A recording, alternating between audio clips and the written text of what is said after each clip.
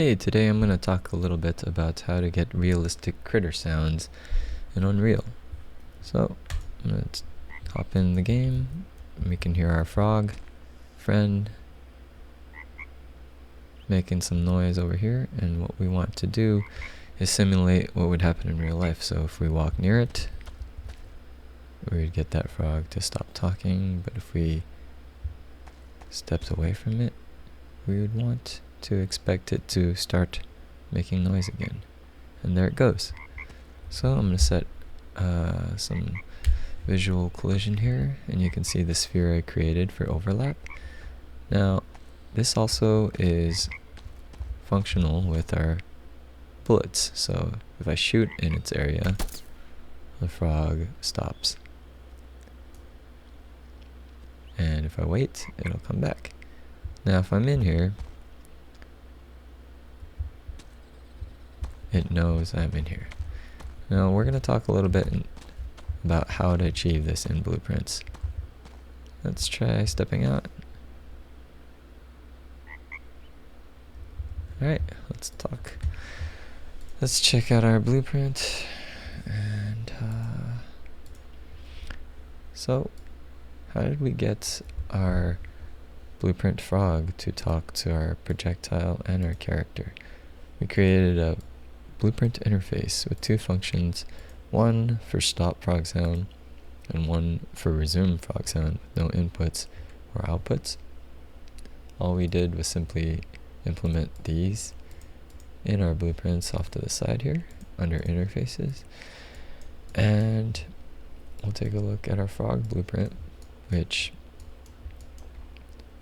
we're triggering the begin play from, and this is our sphere overlap function, which we saw earlier in the game, which does a check to see if the other actor interacting with it or overlapping with it implements that interface that we created. So if so, it'll stop that sound.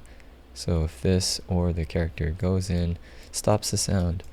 And what's interesting is we have another check to check overlapping actors, and this will add from our array variable to see how many actors are overlapped with our sphere. And I've set a bool here called threat range, which is supposed to simulate whether or not you're in range of the frog or not.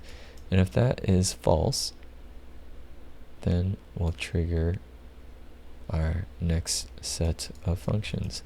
So here on begin, or on end overlap rather, we're doing the same thing, except this time we're removing the actors. And if we're checking to see if the overlapped actors is equal to 0, and only then will we set the threat range to false.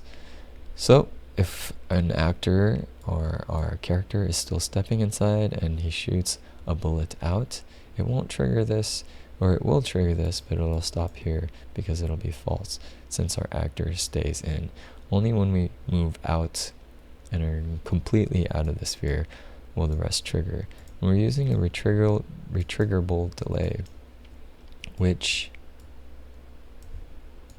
resets every time the sphere is overlapped. So let's check this out. Take a look at the timer down here. If we shoot,